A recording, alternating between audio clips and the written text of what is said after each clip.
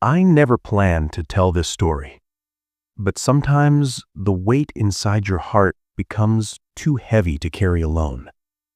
If you're still here, maybe you'll understand what it means to start life with nothing, not even love. My earliest memory isn't a birthday or a smile. It's the sound of a door slamming on a cold winter morning. My father walked out that day, and he never came back. I was 5. Mom tried to hold everything together, but life in our small Texas town didn't forgive weakness. She worked double shifts at a diner, came home smelling like burnt coffee and rain. Sometimes she would just sit in silence, staring at the wall. I didn't understand then, but I do now. She was already breaking inside. The night she died, I remember her hand slipping from mine. No goodbye, no last words, just silence. They said it was her heart, but I think it was loneliness. After the funeral, they sent me to an orphanage on the edge of the city. Gray walls, cold floors, names that weren't mine. The other kids didn't talk much. We were all ghosts in a place built to forget children. I remember lying awake at night, staring at the ceiling, wondering why God didn't want me to have a family. Every week, families came to adopt younger kids, smiling couples with perfect clothes and promises of forever. No one looked at me twice. Maybe I looked too angry. Maybe I already was.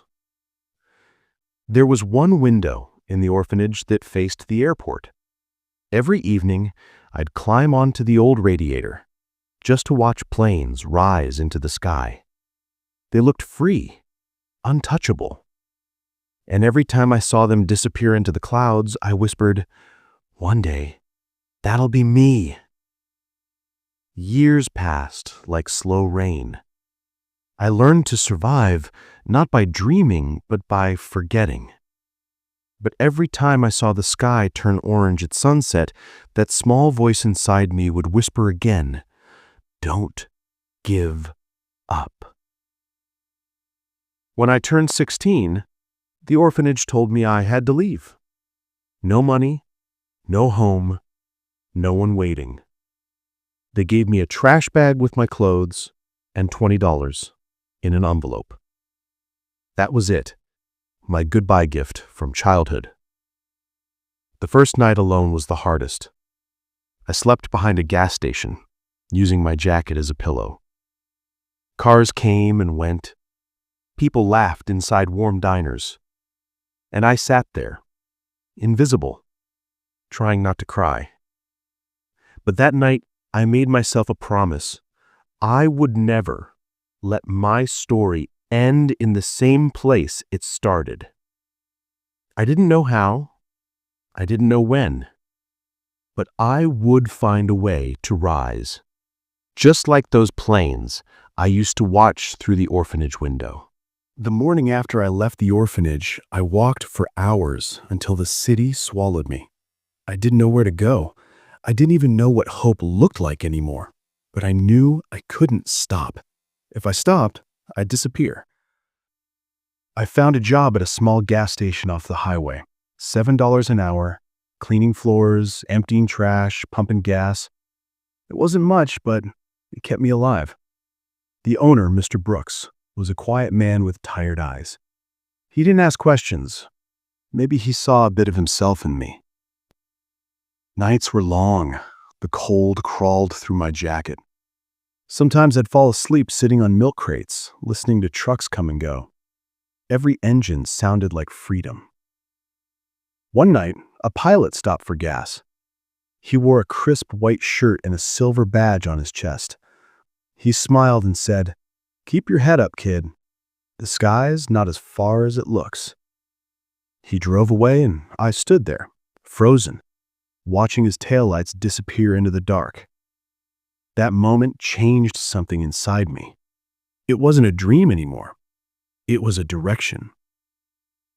I started collecting old magazines, cutting out pictures of planes, airports, blue skies. I taped them to the wall of the tiny room I rented behind the gas station. When life felt heavy, I stared at that wall and whispered, "One day, I'll be there." By day I worked. By night, I studied. I borrowed books from the public library, aviation manuals, science, anything about flying. I didn't understand half of it, but I kept reading until the words made sense. Knowledge became my escape. Sometimes hunger would hit so hard I'd drink water just to fill the emptiness. But the fire inside never went out. Every small victory, every extra dollar was a piece of my runway. At 19, I saved enough to take my first flight lesson. The moment the plane lifted off the ground, my heart felt weightless. For the first time, I wasn't running from something, I was flying towards something. When we landed, I cried quietly in the cockpit, afraid the instructor might see. It felt like touching a dream I'd chased my whole life. But dreams don't come cheap. Flight lessons were expensive, and my savings disappeared fast. I took extra shifts at the gas station, worked construction on weekends, cleaned offices at night. My hands bled, my body ached, but I kept going. There were nights I thought about quitting. Once I sat on the curb behind the station, staring at my calloused hands, whispering, "Maybe I'm not meant to fly."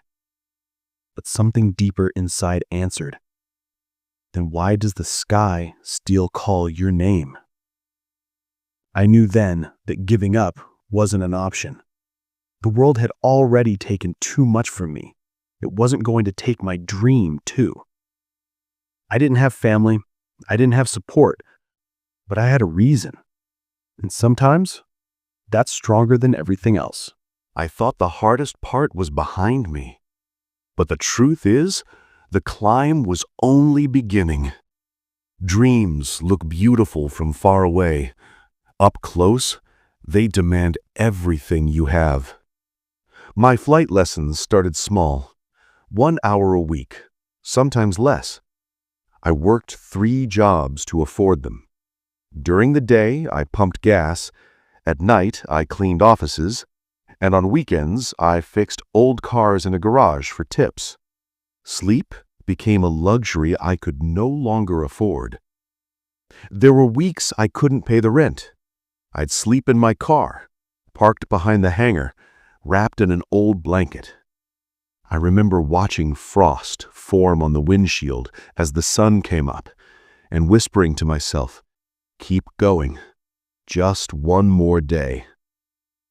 The instructors were kind, but rules were rules. No money, no flight hours. So I washed planes, cleaned hangars, did whatever I could just to earn a few minutes in the air. Every time I felt the wheels leave the ground, my heart reminded me why I was still fighting. One evening, after a long shift, I walked into a diner near the airport. A woman named Sarah worked there. She had soft eyes and a smile that felt like summer after years of winter. We started talking, just small things at first, coffee, weather, music. For the first time, I felt seen. She listened like my story mattered. And in that quiet, I found strength again. Months turned into years. I failed my first flight exam, then my second. Each failure felt like a stone tied to my chest. But every time I fell, I got back up. Sarah used to leave notes on my dashboard. "You're closer than you think." Those words carried me through nights I wanted to quit. Money kept slipping away faster than I could earn it. I sold my few belongings, the radio, the watch my mother left behind, just to buy fuel for another lesson. I told myself, someday this pain will be worth something. I didn't know when that day would come, but I believed it had to. One winter, a storm hit when I was flying a small trainer plane. Winds tossed us like paper in the dark sky. For a moment, I thought it was over.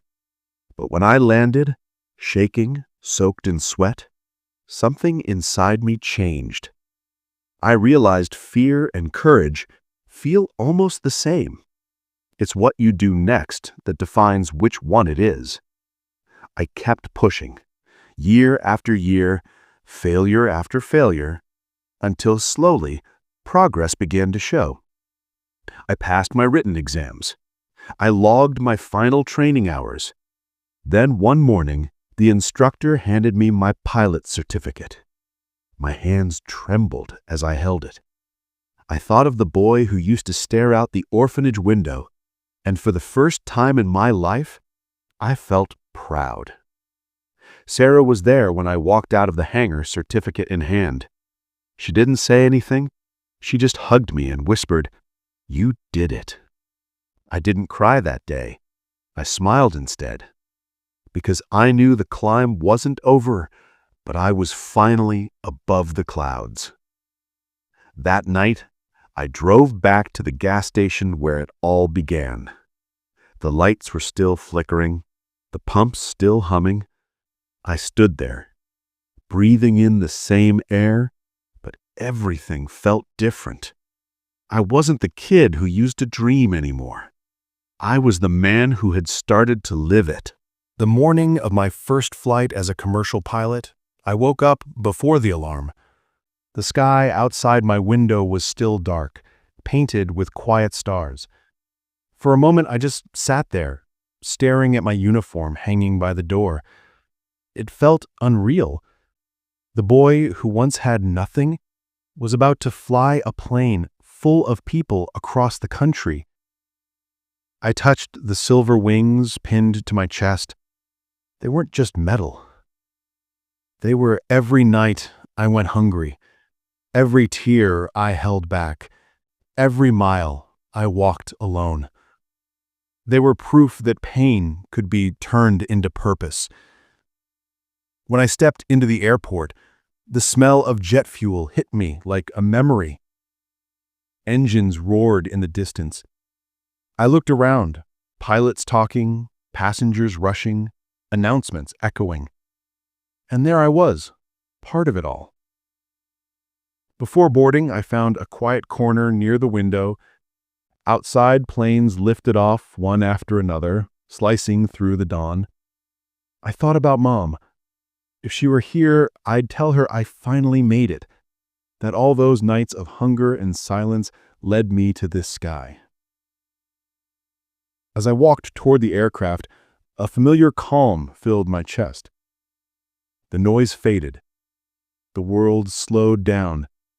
It was just me, the sky, and the memory of a promise I made long ago, that I would never let my story end in the same place it started.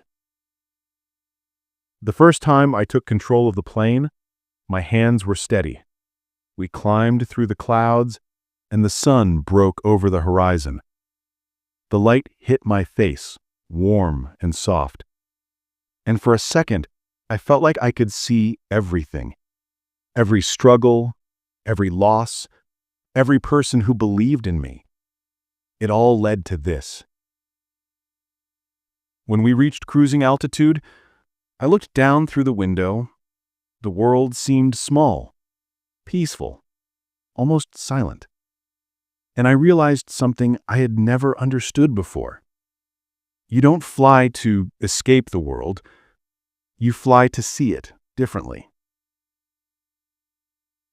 After the flight, when everyone left the plane, I stayed behind for a while. The cabin was quiet, sunlight drifting across the empty seats. I sat in the cockpit, closed my eyes, and whispered, "Mom, I hope you're proud. I finally touched the sky." Years have passed since then. I've flown across oceans, through storms, across endless skies. But no view is more powerful than the one I saw that first morning, the view from within. Because success isn't about reaching the clouds. It's about surviving the storms that tried to stop you. People see the uniform now and think I've always had it together. They don't see the boy who slept behind gas stations or the tears that dried before anyone noticed. But I remember. And I keep those memories close because they remind me where my wings came from. Sometimes when I land at night, I walk out to the runway alone.